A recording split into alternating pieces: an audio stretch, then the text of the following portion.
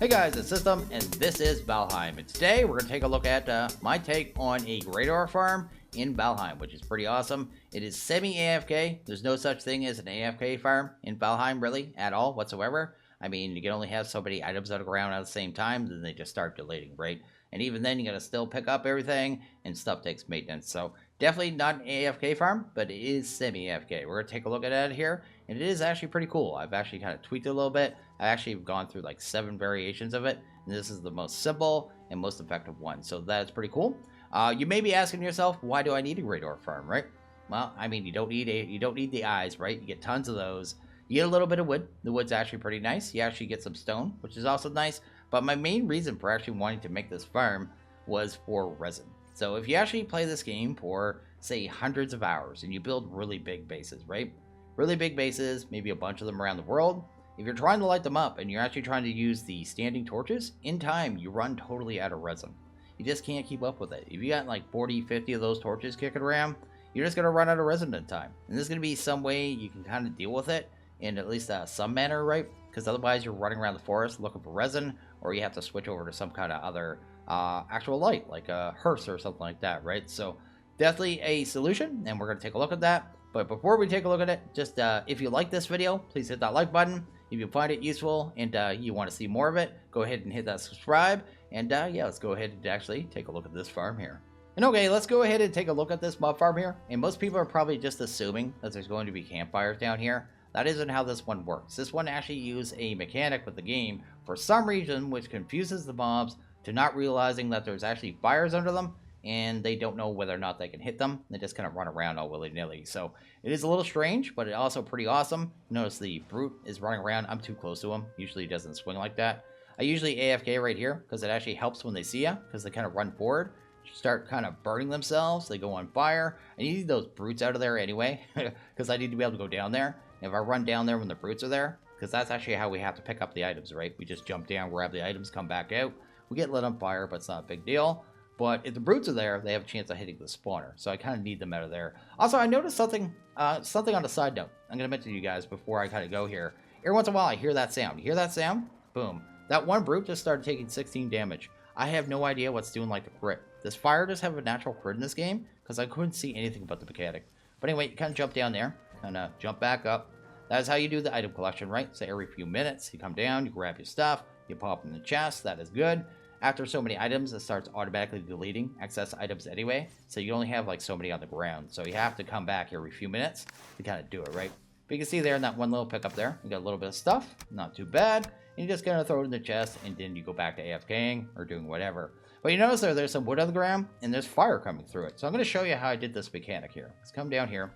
Let's do this. Let's show you a little kind of test area, because it's easier than going inside and ripping it apart. Because building these things is actually a pain in the butt to do, and I guess without, creative.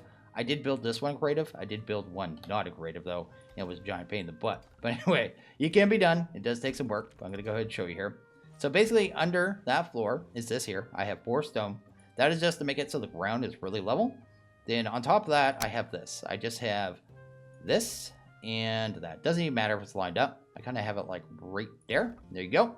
Then once you have this, you put some wood in it. Let's go ahead and actually just spawn some wood. Let's go spawn wood 100. Let's go ahead and do that real quick. Sweet.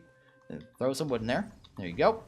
Then there's this odd mechanic, right? So usually you put wood over fire too close. It smothers it. The smoke actually smothers the fire. But for some reason, if you go ahead and grab this wood and put it directly on top of it, the fire doesn't get smothered. It doesn't get smothered at all. It's not even an issue.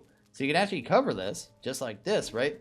The fire continues to burn. For whatever reason, the smoke is still able to get out. It must probably start a little bit over the stone, is my only guess. And the fire keeps burning. Now, for whatever reason, the mobs get confused by this. And they don't realize they can hit the fires anymore. And they just kind of run around on them all confused. So this is what actually makes it work. And I can actually show you the, I guess the smothering mechanic. Let's go ahead and grab that. Maybe not that one. Let's use this one right here. Go ahead, get rid of them.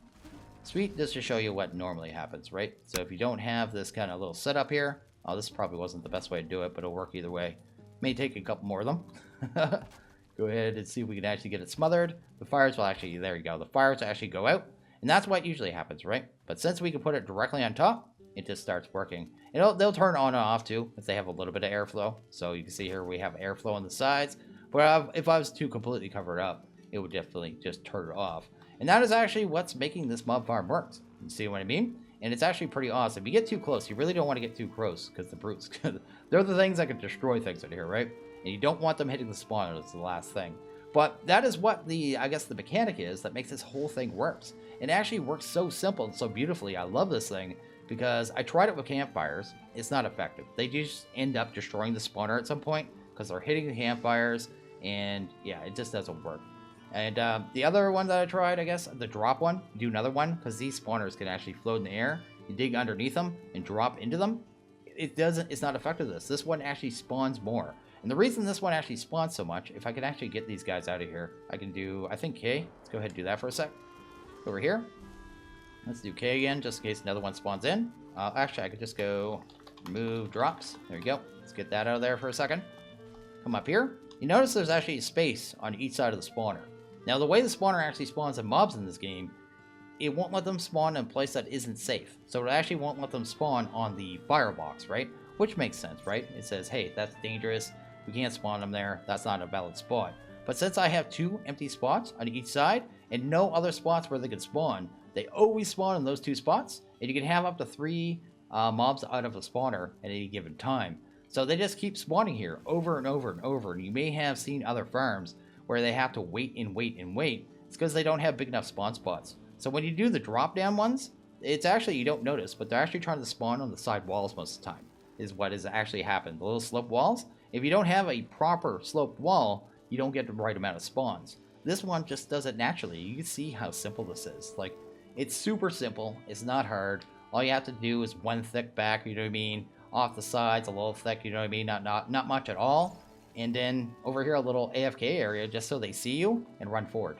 And then, yeah, this is mostly for the brutes and the shaman, just so they try to come and hit you, and then they move forward and they get cooked. So that is effectively the farm. This is how it works. It's this simple. And every once in a while, you just kind of jump down, grab your stuff, pop up, and then pop your stuff in the chest. So really effective, really good, awesome farm. And I have to say I'm pretty proud of this because, like I said, I spent a lot of time trying to figure out farms just to see a way they work. Because I know if I went longer in my world, my Let's Play, I was going to run into this problem with resin. Because I was already running down on resin, and I only had about 40 of those torches. So I can just imagine with people who have really large bases, how much resin you're going to run out of. Because otherwise you're going to be running around the bases, I guess running around the world your whole time, collecting resin. And just wouldn't be any fun for anyone.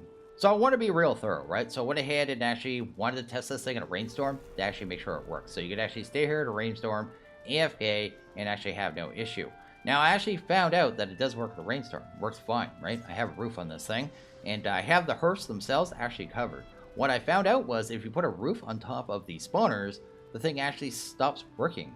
So it doesn't matter if it's raining or not, you just can't put a roof over a spawner apparently and have it function.